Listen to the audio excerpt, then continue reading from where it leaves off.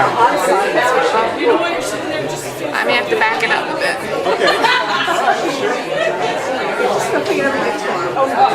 Okay.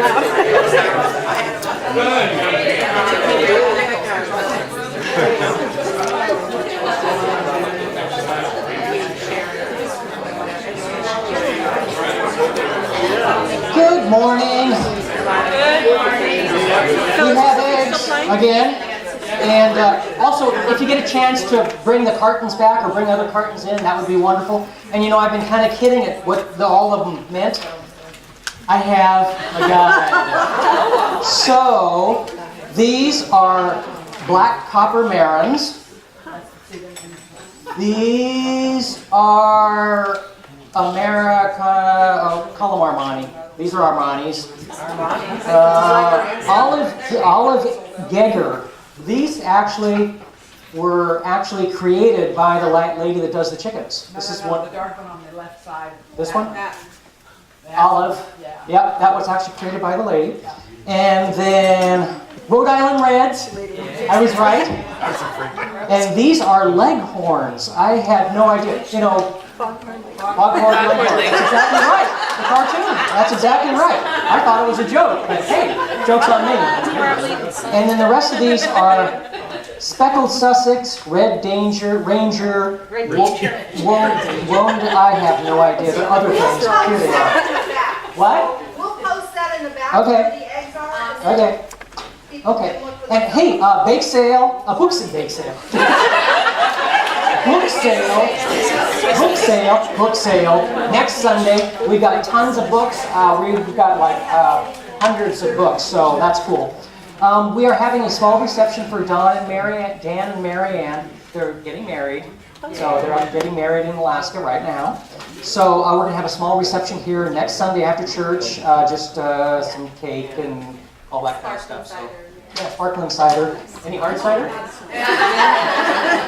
Always have to try. Oh yeah.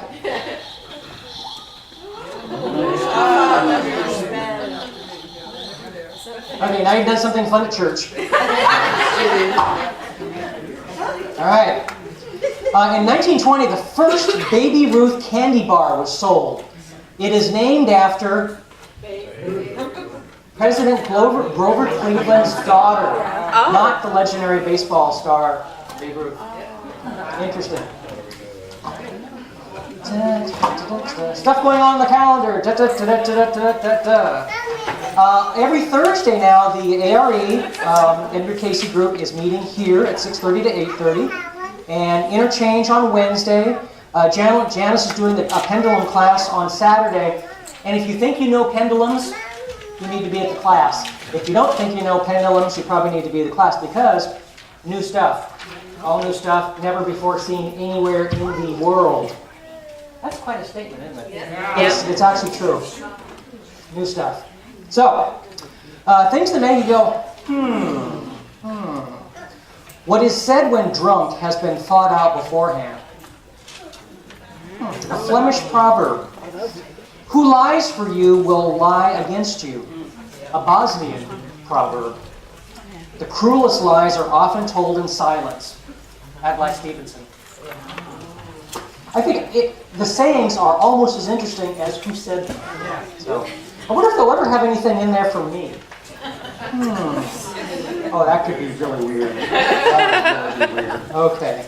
Development of the English theater proceeded rapidly during the long reign of Queen Elizabeth. More attention was given to scripts and actors than to stage settings. However, most performances took place before a backdrop, hardly more elaborate than simple curtains. However, radical changes were made for private masks produced for the entertainment of James I and Charles I. Both of these rulers enjoyed good things in life and encouraged free spending in the arts.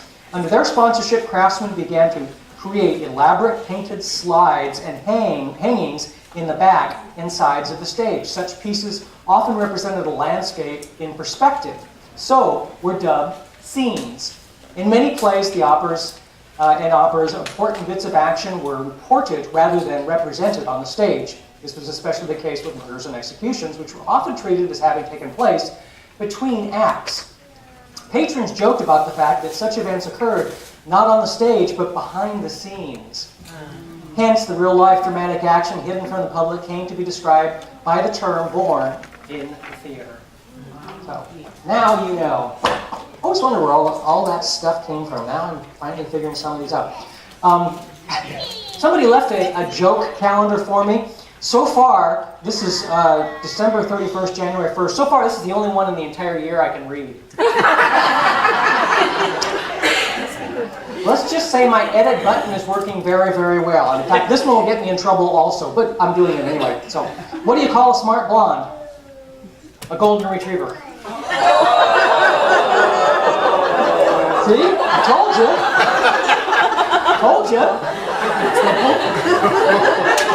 Okay, we do have two patron saints by the name of John Lennon and George Carlson. Yay, George and John! Yeah, I know I said it backwards. Don't worry about it. Anyway, John said, "As breathing is my life, to stop I dare not dare." And George, most people with low esteem have earned it. It's George. He does not have to be reverent or correct or polite. So, okay. Give a man a fish and he will eat for a day. Teach a man to fish and he will sit in the boat all day drinking beer.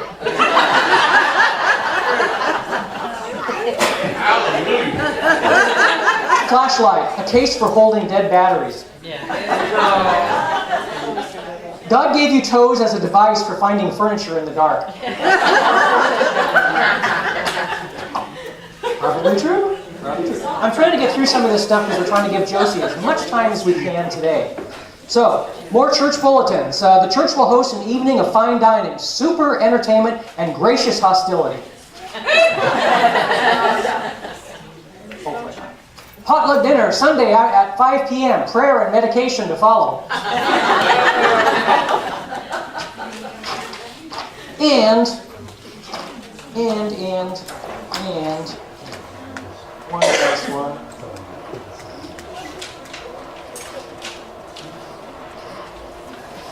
Time for charms.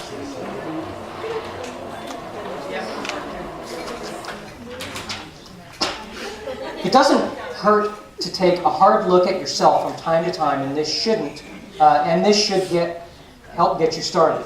But I can't get started here talking. During a visit to the mental asylum, a visitor asked the doctor what the criteria was for which defined whether or not a patient should be institutionalized. Well, said the doctor, we fill up a bathtub. Then we offer a teaspoon, a teacup, and a bucket to the patient and ask him or her to empty the bathtub. Oh, I understand, said the visitor. A normal person would use the bucket because it's bigger than a spoon or a teacup. No, said the doctor. A normal person would pull the plug. Do you want to see a bed near the window? All right. Alison Krauss, Down to the River to Pray. Old gospel fun stuff.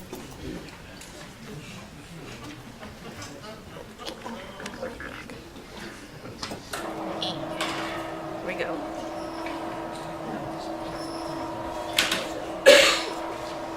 Why?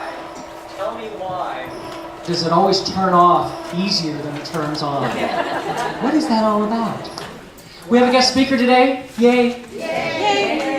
This person has been with us for like ever. I mean, for many, many years. She's followed many different practices. She's learned it in many, many different things. Very active in the ARE. Yay. And we always look forward to hearing it. Jocey.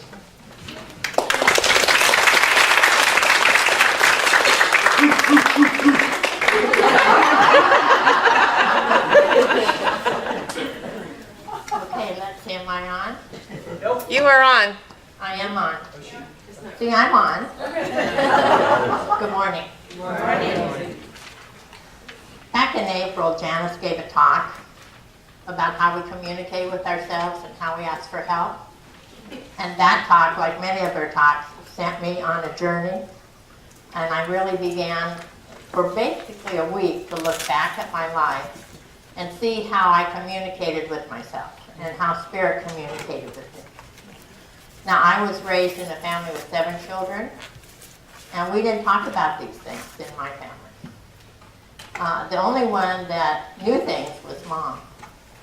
And so I thought that was a mom thing, that when you got to be a mom, you know what your kids are doing, you had the eyes in the back of your head. But it never occurred to me that it went beyond that. I just thought when motherhood showed up that you just got those things automatically. So I was halfway through my life before I found out that, no, there really is a lot of these things going on. And I happen to have a psychic dictionary, which I love going through. And I looked up the clairs, you know, what clairvoyance is and clairaudience.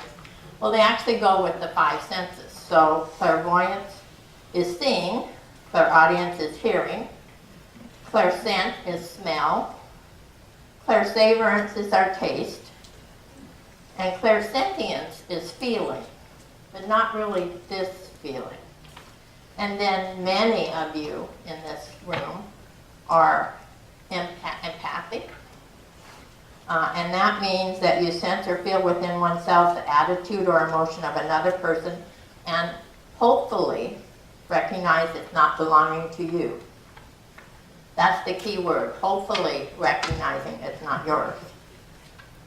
And I think that's the biggest problem for an empath, is to recognize what's theirs and what's not theirs.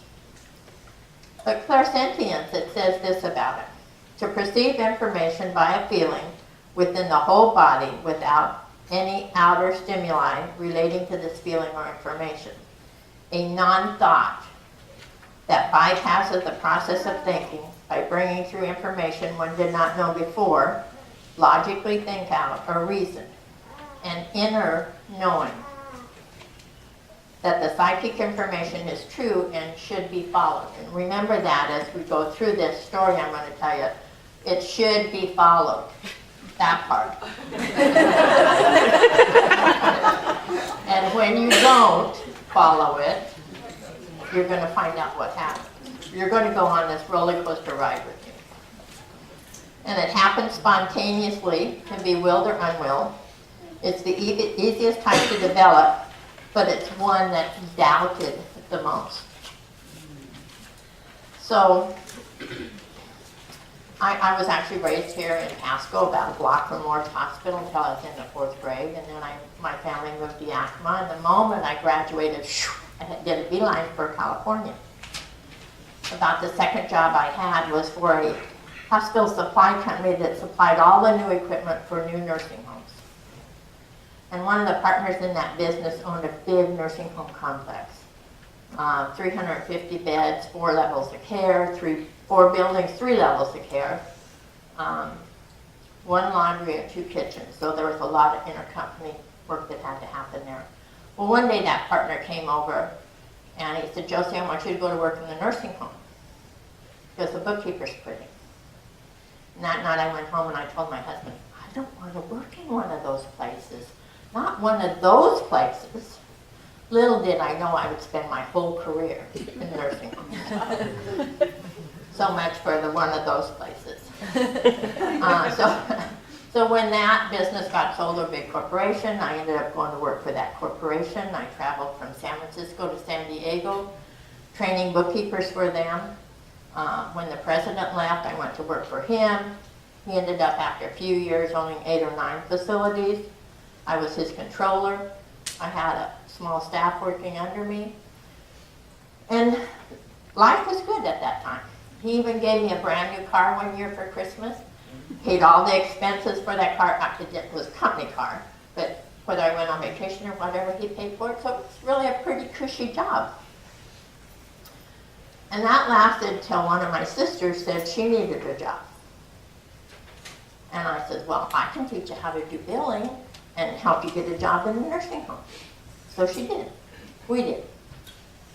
And about 10 months later, she came and she said, "The manager wants me to get my nursing home administrator's license." And by that time, all the people that had been doing it had been grandfathered in, and this was about 2 years down the line. So now everybody had to go through 1,000 hours of in-service training with a preceptor. Somebody had gone through the training. They had to learn all the health codes, all the building codes, all the dietary codes, and do this thousands of hours of training. Plus have certain classes at the local colleges in order to be able to sit for a 5-hour exam. Sounds like a snap, doesn't it? So she tells me the manager wants her to get her license and this is what she has to do and everything. And I said, now, I had 4 sisters. This one was 7 years older than me, but she never weighed 100 pounds in her life. Even pregnant, she didn't weigh 100 pounds. So I didn't want her going to these colleges at night by herself. So the next thing I know, I'm saying, I will go with you. I'm going to get my license. And she said, do you want to be a nursing home administrator? Really? I said, no. No,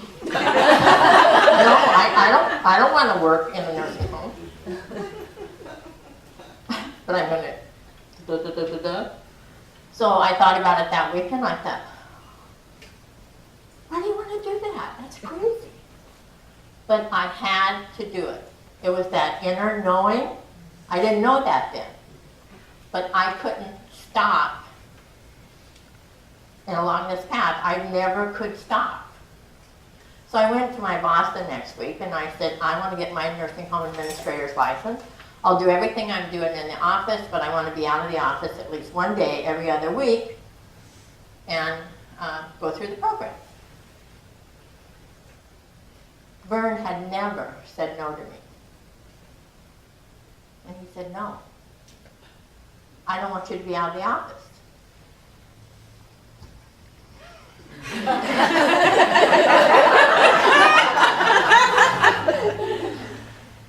Well, then I quit.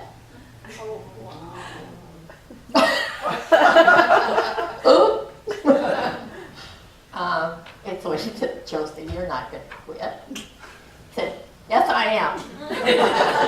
I'll go make my resignation right now. So I went in, I'm typing away. And he said, why would you quit? You got this great job. I know you like it. And I said, yeah, I do, but I'm going to get my nursing home administrator's license. He said, do you want to be an administrator? I said, no.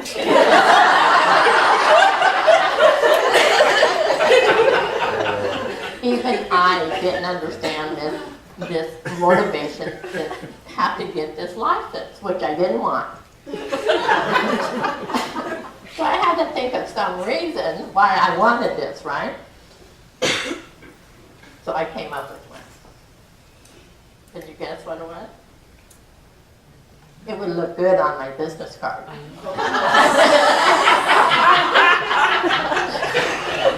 that really makes sense, doesn't it?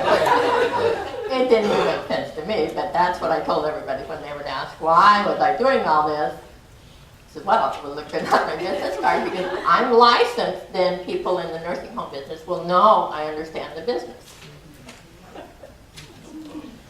So, as I thought this through and couldn't change my mind, I decided, well, there's something really important I have to do right away. I have to go buy a new car. Because I wasn't going to have a car because I had a company car. I didn't have a job, but I decided that I would start my own consulting firm. And I would go and train bookkeepers just as I'd been doing for these corporations. So that sounded okay. But the last day I worked, this administrator called me and asked me what I was doing. And I said, well, I'm going to start my own consulting firm. And he said, well, I'd like you to come talk to me. So that Monday I went and I had a job working for his corporation. And he had about 8 or 9 facilities, and he was a preceptor, and he told me he'd put me through the program and everything. So, and he said, then I'll help you start your consulting business. When you're done with the program, if you can get me out of trouble. Well, he was really in trouble. But by the time I finished the program, he was out of trouble, and he became my biggest sponsor, got me more business over the years than anybody else. And so I started my own consulting firm. In the meantime, my sister and I had gone through all these classes, done all this studying, and luckily, we both passed that 5-hour exam on our first try. So now I had that license. When it came, I opened it up, looked at it, oh, you're beautiful. Rolled it back up, put it away, never saw it again. Had my own consulting firm for about 10 years when an administrator that I did work for came in. She said, I'm retiring and Mr. Shea is selling the building. And you know how things pop out of your mouth without you even thinking what you're saying? They're out there and you want to grab them and pull them back. Well, I found myself saying, if I could get a contract like yours, I'd use my license.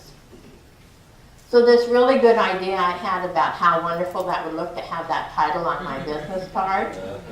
She said, you're licensed? I said, yeah, it's on my card.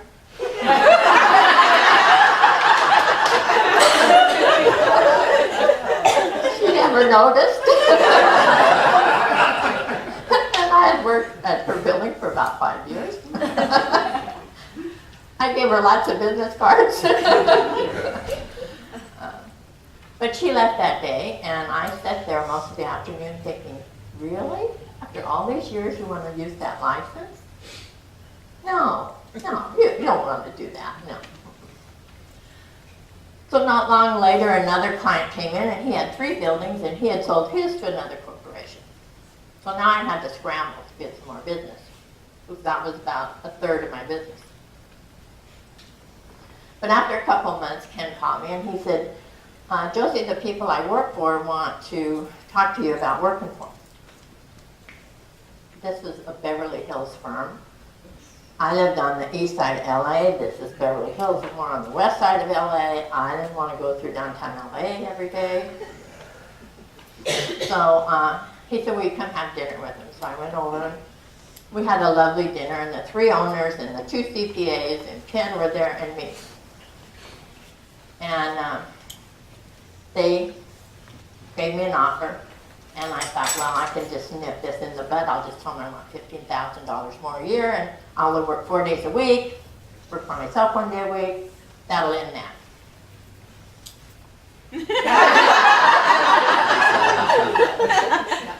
They all get up and go in the corner and huddle, and come back and say, okay.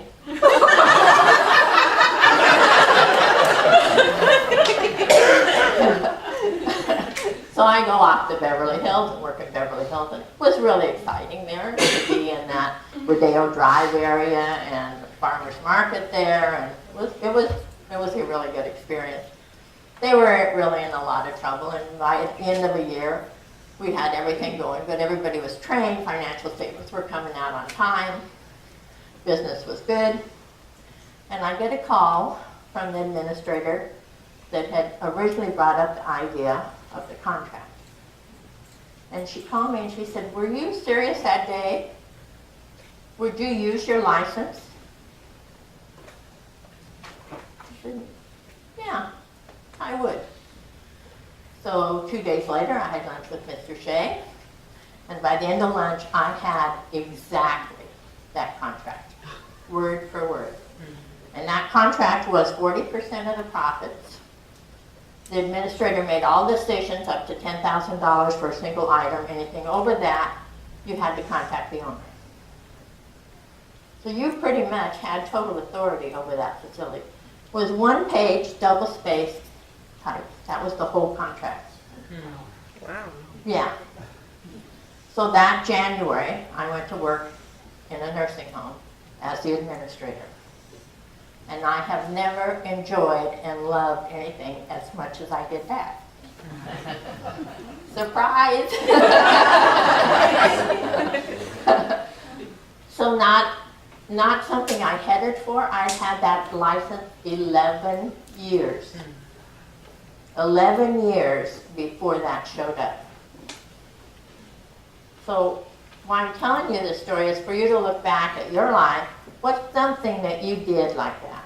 What's something that motivated you that you didn't have a reason for? So it showed up again in my life. I'd been at the nursing home about 2 years. And, well, one thing, about 2 years later, Mr. Shea came back and he says, I don't want to do this anymore. Fear. He said, I want you to lease the building. Have your own corporation and just pay me a lease payment. Well, at that time, security deposits for a nursing home were around $500,000. And I said, I don't think I can do that. He said, oh, no lease payment. I mean, no lease security deposit. Just start making lease payments.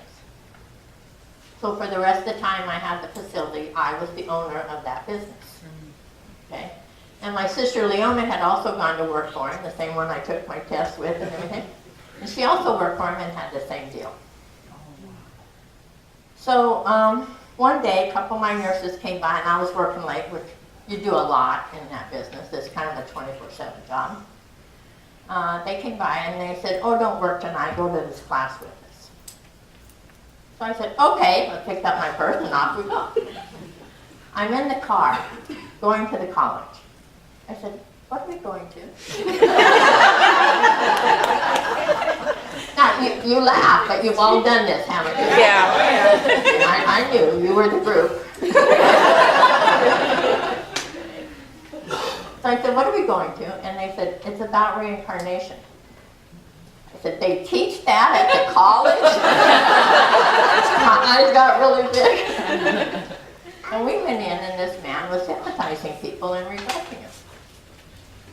And I found out that that was a 2-night course, and that there was the end of 3 classes. He taught self-hypnosis and regression therapy and the concepts of reincarnation. So the next semester I went back and took all 3 classes. Was totally fascinated. I mean, just couldn't get enough of this. And at that time I was really, really angry in my life. I didn't know why, didn't know where it came from. Couldn't seem to resolve it. So I thought, well, I could try this method. So I went to him, and in about 2 hours I left his office, and that anger was gone. I mean, gone. And I knew it when I walked out that it was gone. Now, that seems like an internal thing, right? Well, about the 3rd day, the maintenance man came and sat down and said, can I ask you a question? I said, sure. He not only asked me the question, he got up and leaned way over my desk, but his face was about 2 feet from mine, and said, what happened to you? And what do you mean, what happened to you? He said, no, what happened to you? And when I realized what he was talking about, I thought, oh my gosh, I knew I could feel it, but they can see it? Well, I ended up going back and I studied with this man for about 12 years. I went back to the National Guild of Hypnotists for 12 years. Saw people from all over the world hypnotizing people. So I decided I wanted to get a license, a certificate. Here we go again. So she didn't have a school, and you had to go to a school of hypnotism. So I spent 5 weeks going to night classes to get this certificate. And again, it came, I looked at it, oh, how nice, put it back in an envelope, put it in a filing cabinet, never saw it again. I was training with a master hypnotist. He won the national award twice. Well, I knew him. So I wasn't going to hypnotize anybody. I had a full-time job, but I couldn't get enough of it. I videotaped everything he did. I was with him every minute I could, understanding how the mind works, how you do these things. And a lot of my staff went to him. Staff that didn't want to go to him sent other people to him. He hypnotized our patients that had AIDS. The nurses loved it because it got rid of a lot of their anger for whatever was going on with them. They even got doctors to write orders for hypnotism. It was amazing. And then the time came when a lot of my siblings had died of cancer. And several of them had already died when I got diagnosed with breast cancer. They found a cyst, and they thought it looked really strange, and everybody got shook up. I got shook up enough that I decided I would sell my house, sell my business, and retire. So I set about doing that. So I sold my house, then I sold my business, and I retired. But by that time, they'd figured out they'd been looking at this cyst for 2 years and it wasn't doing anything, so, and I still have it, and it still looks weird and it shakes everybody up every time I go get a mammogram, and I have to calm them down and say, been there for 20 years, guys. So, I retired, and that's a time when life is grand. You know, you get to do all the fun things you haven't been doing all these years and everything.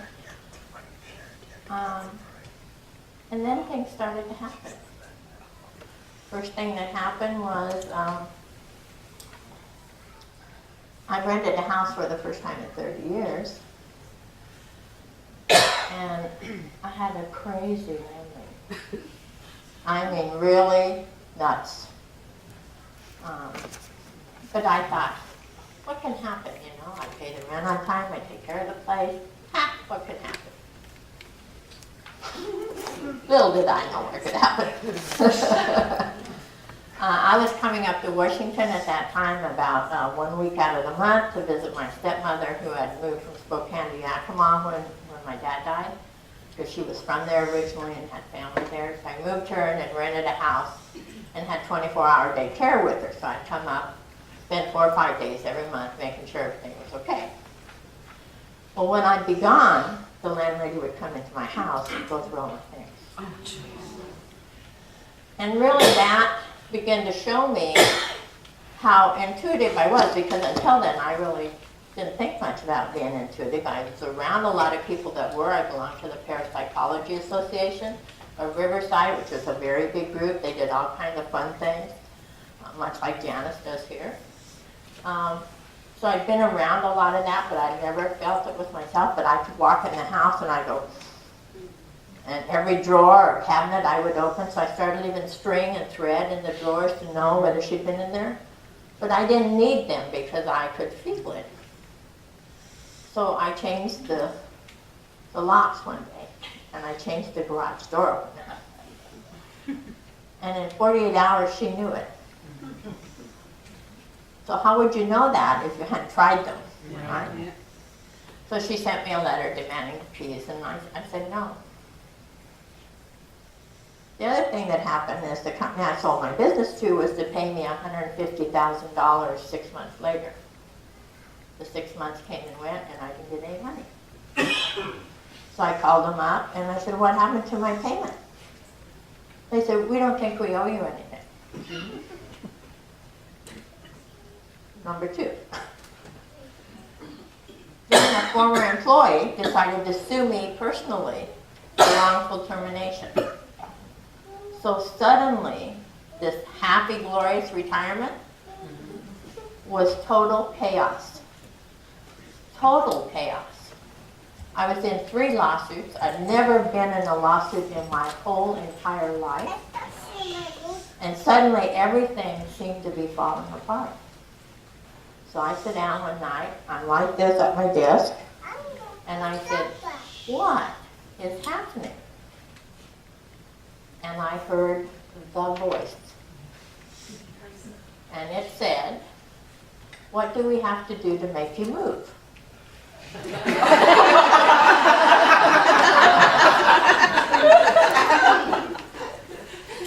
So what do you say to something like that? I said, okay.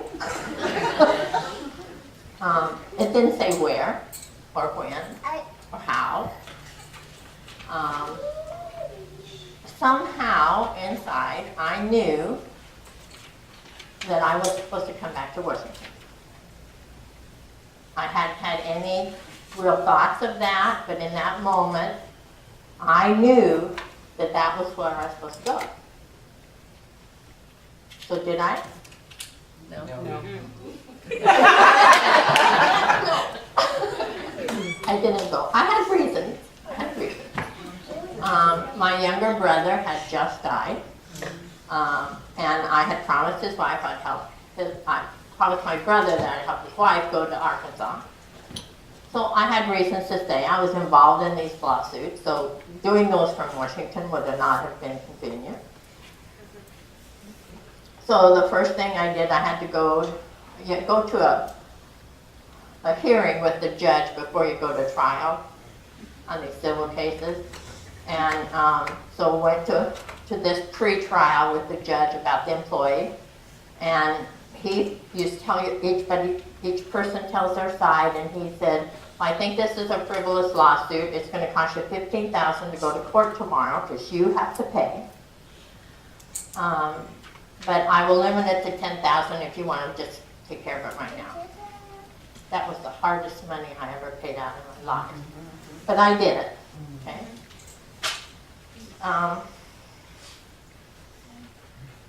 The next thing is I go to court over the key issue. Now I figured you just get up there and you tell the judge that she's coming in when she's not supposed to be in your house. She doesn't give you any notice.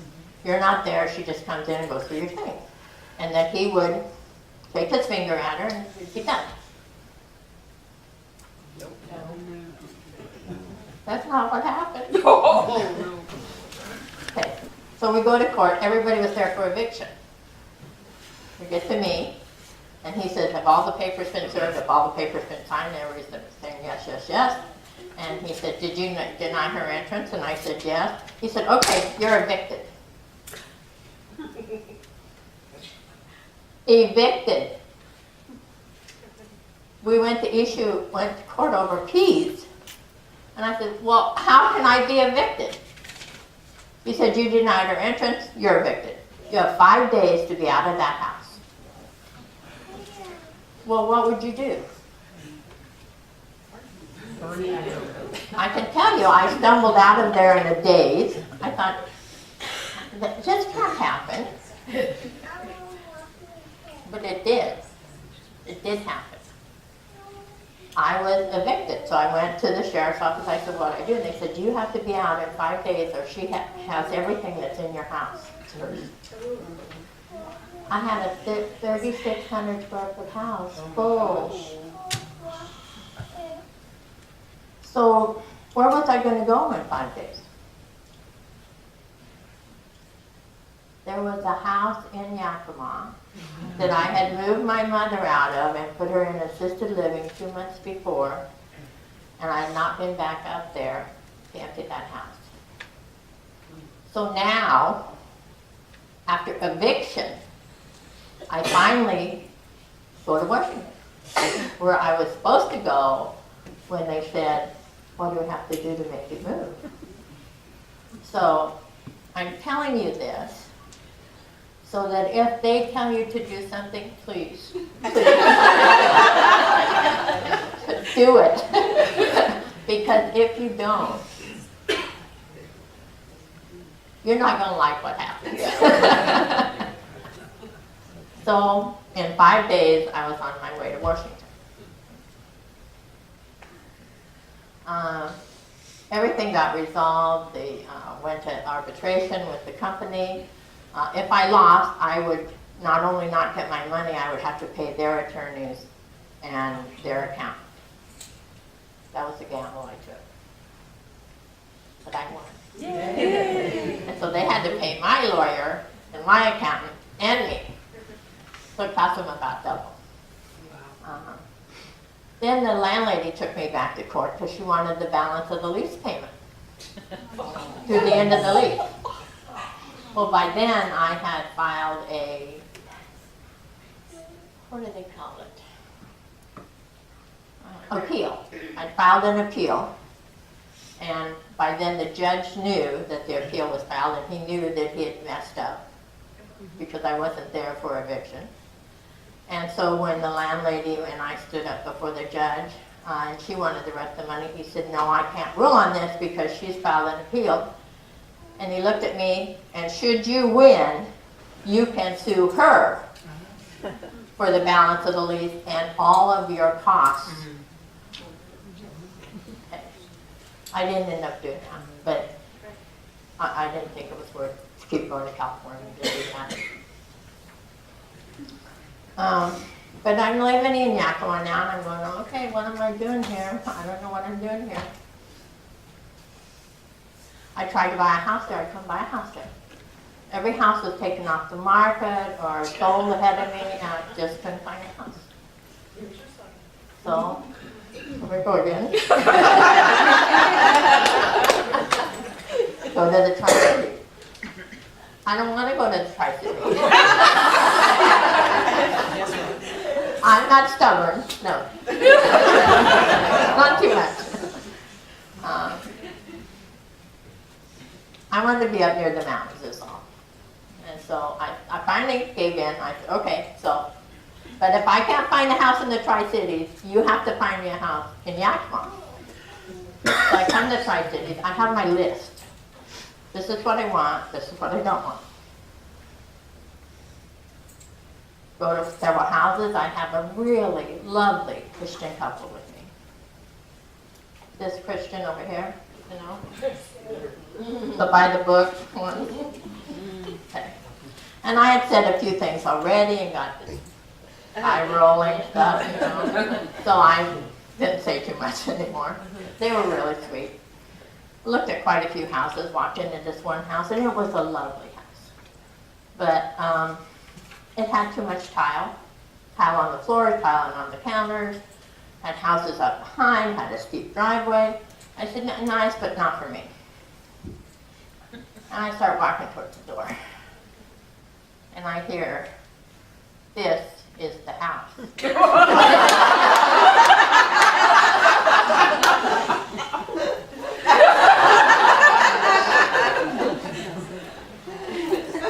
This is the house. No.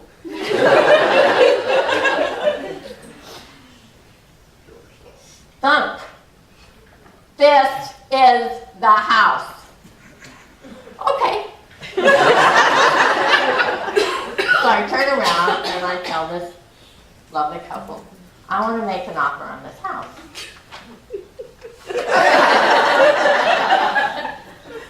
You don't like all the time. I said, I know, but I want to make an offer on this house. What about the driveway? I know. Want to make an offer on this house. What about the houses up behind? I know, but I want to make an offer on this house. You learn not to argue with that voice, you know. So I was able to negotiate with the contractor and buy that house and have him make some changes I wanted made. And then when he got finished with that, he said, I'm going to send you over a finished carpenter and he's going to help you with the other stuff you want. So I said, that was great. So John came over, built lovely cabinets for me in the laundry room, put up shelving. It was all wonderful. And one day he walked by my dining room table and I had a bag on the table that said National Guild of Hypnotists. And John says, Jocey, are you a hypnotist? I said, no.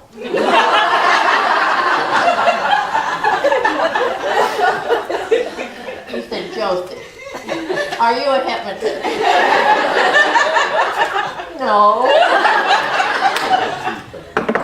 And about this time, I'm starting to feel like Judas, and I'm here's this carpenter asking me if I was a hypnotist. So the third time he asked me, I said, well, you could say I know a lot about it. And he said, oh good, because I want you to hypnotize me and I want to quit smoking. I go, wait a minute. I haven't hypnotized anybody since I was in school, and that was years ago. By that time it was, what, 12, 13 years before? I'd never thought about hypnotizing anybody. So I said, well, okay, you have, he said, what he said to me was, you know, I'm not just here to build cabinets for you, we're to exchange energy, and I thought, where did this carpenter come from? And I said, come back in a few days and let me think about this. And so he came back and I hypnotized him and it was really cool and he left and everything. So I started coming to Divine Fellowship. We were, the next Sunday, we were out to breakfast. And I see him, this is about a month later, and I saw him with his wife at Sterling. So we were at Sterling. So went over and talked to him and he said, yeah, he quit smoking. And he'd smoked since he was 7 and he's 53. And, but his wife still smoked, which I thought that was amazing that he was able to quit. So I go back and sit down. I'm sitting next to Ruth Rottinghouse. And she says, I thought you didn't know very many people here. I said, I don't, but I hypnotized that guy and he quit smoking. And she said, you hypnotized him? I want you to hypnotize me. I said, okay. So we go to Ruth's house and I hypnotize her. And she says, you should do this. And I said, no, I need people to practice on. I can't possibly do this. The next Sunday, I'm sitting right there where I normally sit. Phil's up here and Phil says, Jocey needs people to practice on. What? I've been there. But many came and let me get my practice in. And now that's what I do for fun. It's not something I planned to do. I didn't have any intention of ever doing this. I never saw myself doing this. So this whole story is to ask you to look back through your life. And it's much easier at my age to look back and see how all of these things fit into place like a puzzle that you don't understand where they're leading you. You don't know why you're doing these things. But all the different ways that we talk to ourselves and how Spirit communicates with us. Look back through your life, and if you don't think you're guided, I'd be surprised. Okay? Because I now see how I was guided to do all those things that I didn't want to do, and how those have been the most important things in my life. So that's really my message this morning, is to look back, listen to how you're guided, because we're all guided. We're all communicated with. And when the voice talks, or you get those intuitive feelings, go with them. Don't let anybody talk you out. Those have been the most important decisions in my life. So thank you very much.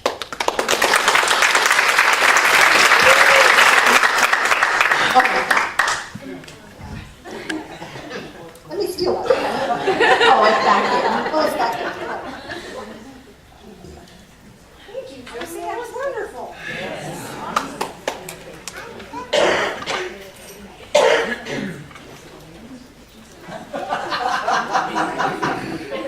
Sit on the edge. Mr. Bill? I could probably need to put those back in the fridge here. Yeah, we could do that.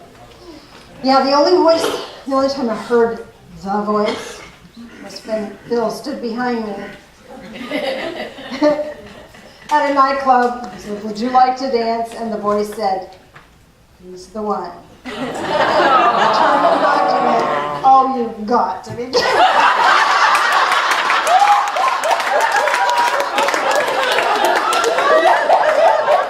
I can totally relate, Jocey, to your story. There's more to that story. There's much more to that story. For another day. Communion, this is the opportunity for us to really acknowledge that connection. It's already there. We already have it. This is a physical manifestation of that connection that we have with Divine Source. We have unleavened bread, if you like the tradition of that. Rice cakes if you're wheat intolerant. Animal crackers if you'd like to honor a Native American pathway. Whatever works for you works for us. Would you join us in prayer, please? Loving Spirit of Light, thank you for the guidance that you bring to us. And thank you for the patience that you offer to us when we don't listen, when we reject, and we get stubborn. We ask you to continue to walk with us in all things. These things we pray in the name of Jesus. Amen.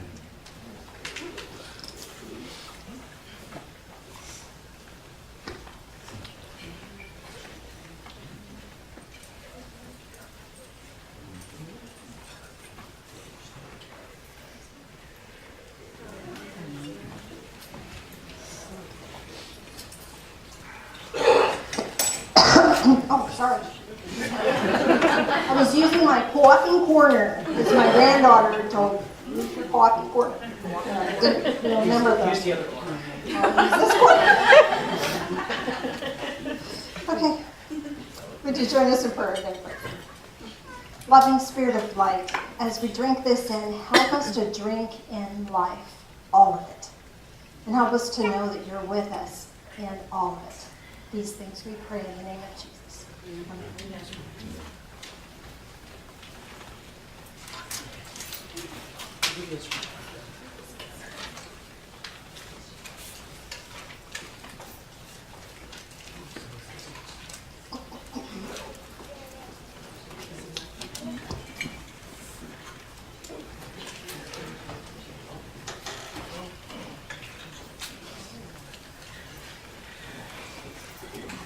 It's not my job. It's not my job, man.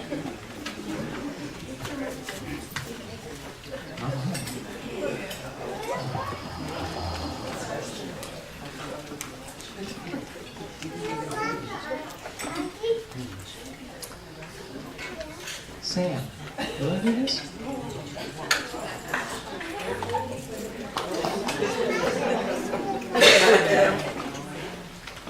Yeah, I look at somebody and they're just terrified, and I say another name, and they go, huh?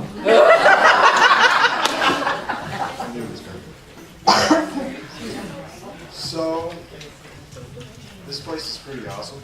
I don't know how you all feel about it. And everything helps, even if it has to do with this.